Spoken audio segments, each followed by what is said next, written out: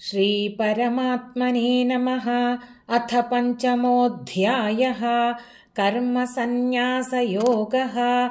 अर्जुन उवाच सन्न्यासं कर्मणां कृष्ण पुनर्योगं च शंससि यच्छ्रेय एतयोरेकं तन्मे ब्रूहि सुनिश्चितम्। श्रीभगवानुवाच सन्न्यासः कर्मयोगश्च निःश्रेयसकरावुभौ तयोस्तु कर्मसन्न्यासात् कर्मयोगो विशिष्यते। ज्ञेयः स नित्यसन्न्यासी यो न द्वेष्टि न काङ्क्षति निर्द्वन्द्वो हि महाबाहो सुखं बन्धात् प्रमुच्यते। सांख्ययोगौ पृथक् बालाः प्रवदन्ति न पण्डिताः एकमप्यास्थितः सम्यक् उभयोर्विन्दते फलम्।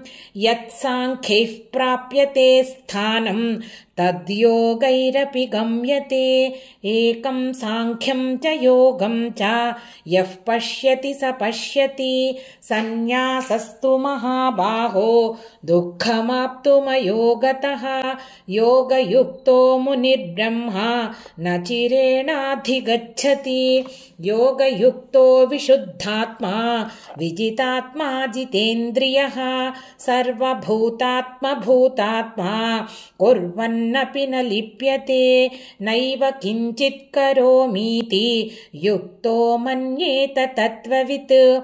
पश्यन् शृण्वन् स्पृशन् जिघ्रन् अश्नन् गच्छन् स्वपन् श्वसन् प्रलपन् विसृजन् गृह्णन् उन्मिषन् निमिषन्नपि इन्द्रियाणीन्द्रियार्थेषु वर्तन्त इति धारयन् ब्रह्मण्याधाय कर्माणि सङ्गं त्यक्त्वा करोति यः लिप्यते न स पापेन पद्मपत्रमिवाम्भसा।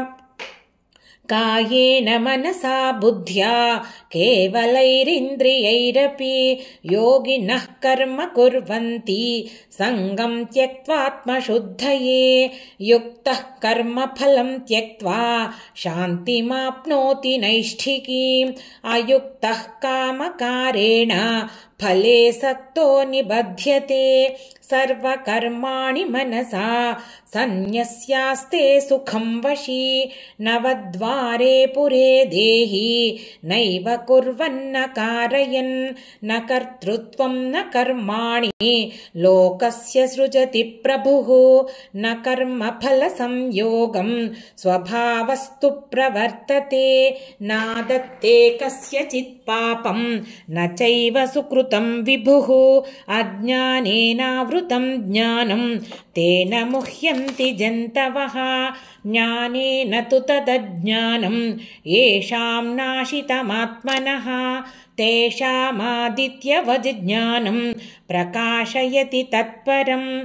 तद्बुद्धयस्तदात्मानः तन्निष्ठास्तत्परायणाः गच्छन्त्य पुनरावृत्तिं ज्ञाननिर्धूतकल्मषाः। विद्याविनयसम्पन्ने ब्राह्मणे गविहस्तिनि शुनि चैव श्वपाके च पण्डिताः समदर्शिनः। इहैव तैर्जितः सर्गः येषां साम्ये स्थितं मनः। निर्दोषं हि समं ब्रह्म तस्माद् ब्रह्मणि ते स्थिताः। न प्रहृष्येत् प्रियं प्राप्य नोद्विजेत् प्राप्य चाप्रियं। स्थिरबुद्धिरसम्मूढः ब्रह्मविद्ब्रह्मणि स्थितः।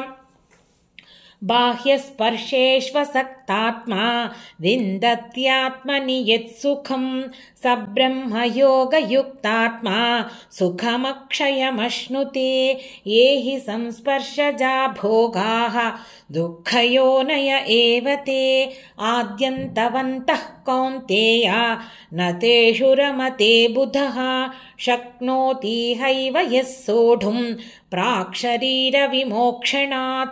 कामक्रोधोद्भवं वेगं स युक्तः स सुखी नरः। योऽन्तः सुखोऽन्तरारामः तथान्तर्ज्योतिरेव यः स योगी ब्रह्मनिर्वाणं ब्रह्मभूतोऽधिगच्छति लभन्ते ब्रह्मनिर्वाणं ऋषयः क्षीणकल्मषाः छिन्नद्वैधायतात्मानः सर्वभूतहिते रताः कामक्रोधवियुक्तानां यतीनां यतचेतसाम् अभितो ब्रह्मनिर्वाणं वर्तते विदितात्मनां स्पर्शान् कृत्वा बहिर्बाह्यान् चक्षुश्चैवान्तरे भ्रुवोः प्राणापानौ समौ कृत्वा नासाभ्यन्तरचारिणौ यतेन्द्रियमनो बुद्धिः मुनिर्मोक्षपरायणः